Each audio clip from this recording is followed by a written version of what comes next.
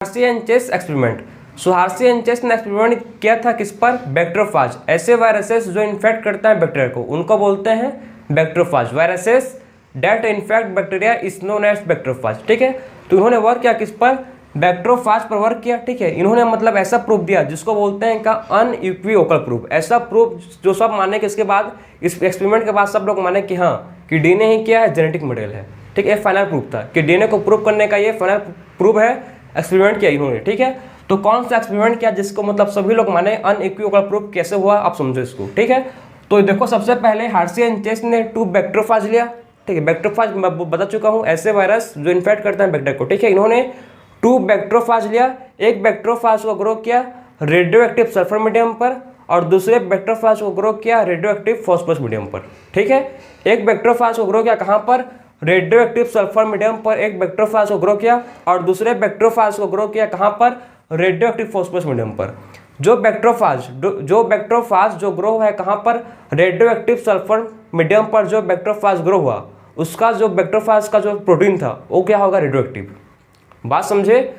ऐसा बैक्टीरियोफाज जो कहाँ ग्रो हुआ है? ऐसा बैक्टीरियोफाज जो ग्रो हुआ है रेडियो एक्टिव सल्फर मीडियम पर, तो उसका जो प्रोटीन है बैक्टीरियोफाज का प्रोटीन क्या हो गया? रेडियो एक्टिव हो गया। क्यों? क्योंकि जो सल्फर होता है, सल्फर कहाँ होता है प्रेजेंट? सल्फर होता है प्रोटीन में। ठीक है, तो इसका सल्फर कहाँ चल दिया? बैक्टीरियोफाज के प्रोटीन में चल दिया, उसीलिए बैक्टीरियोफाज का प्रोटीन क्या हो गया? रेडियो एक्टिव हो गया। क्लियर? अब देखो नेक्स्ट में क्या है? ऐसा बैक्टीरियोफाज जो कौन से मीडियम पर ग्रो किए हैं इसको? रेडियो एक्टिव फॉस्फोरस मीडियम पर। ठीक है, फॉस्फोरस किस में होता है? फॉस्फोरस होता है डीएनए में। तो ऐसा बैक्टीरियोफाज जिसका डीएनए क्या हो गया? इसका डीएनए रेडियो एक्टिव हो गया। क्यों? क्योंकि डीएनए किस में होता है? फॉस्फोरस होता है डीएनए में। तो फॉस्फोरस कहाँ चल दिया? फॉस्फोरस इसके बैक्टीरियोफाज के डीएनए पे चल दिया, उसीलिए इसका डीएनए क्या हो गया? उसीलिए इसका डीएनए रेडियो एक्टिव हो गया। तो समझ गए?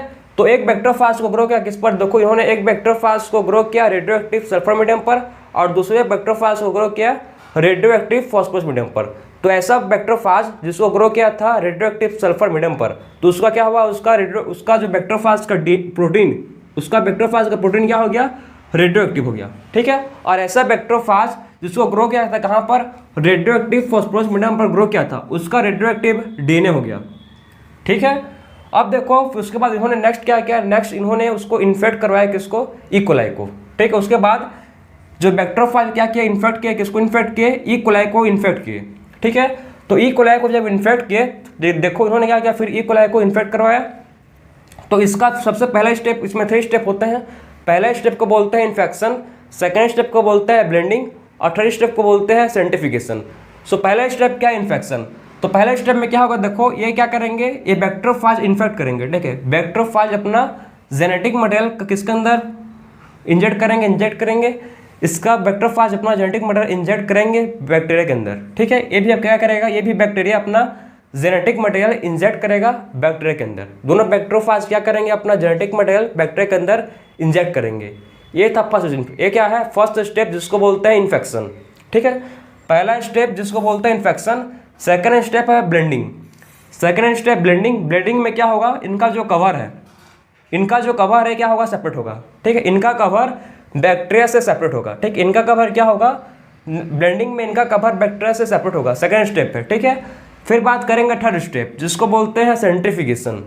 सेंट्रीफ्यूगेशन में क्या होगा? सेंट्रीफ्यूगेशन में समझो, सेंट्रीफ्यूगेशन करने पर क्या होता है? जो भी भारी चीज़ होगा, ठीक है, जो भी भारी चीज़ होता है वो नीचे सेटल हो जाता है। ठीक है, जो भी भारी चीज़ रहता है वो नीचे सेटल होगा। मतलब डीएनए क्या है? डीएनए भारी चीज़ है, तो डीएनए क्या होगा? नीचे सेटल हो जाएगा। डीएनए क्या होगा? नीचे सेटल हो जाएगा। ठीक है, जो भी भारी चीज़ है वो नीचे सेटल हो जाता है। ठीक है, तो डीएनए क्या हो जाएगा? नीचे सेटल हो जाएगा। क्लियर? तो अब देखो इससे मतलब क्या पता चला कि जिसका रेडियो एक्टिव डीएनए था उसका जो बैक्टीरिया क्या हो गया? रेडियो एक्टिव हो गया। जिसका रेडियो एक्टिव डीएनए था उसका बैक्टीरिया रेडियो एक्टिव हो गया, और जिसका प्रोटीन, ठीक है, जिसका प्रोटीन क्या था? जिसका प्रोटीन रेडियो एक्टिव था उसका सुपरनेटेंट क्या हो गया? उसका सुपरनेटेंट रेडियो एक्टिव हो गया। ठीक है, जिसका रेडियो एक्टिव प्रोटीन था उसका सुपरनेटेंट रेडियो एक्टिव है, और जिसका रेडियो एक्टिव डीएनए है उसका रेडियो एक्टिव क्या हो गया? बैक्टीरिया हो गया। मतलब इसका कुल मिला कंक्लूजन क्या हुआ? देखो कंक्लूजन क्या मिला कि जिसका रेडियो एक्टिव डीएनए है, ठीक है, जिसका रेडियो एक्टिव डीएनए है, रेडियो एक्टिव डीएनए बैक्टीरिया के अंदर घुस गया है।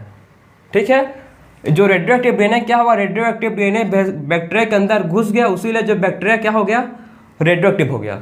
बात समझे, रेडियो एक्टिव डीएनए बैक्टीरिया के अंदर घुस गया, उसीलिए जो बैक्टीरिया क्या हो गया, रेडियो एक्टिव हो गया।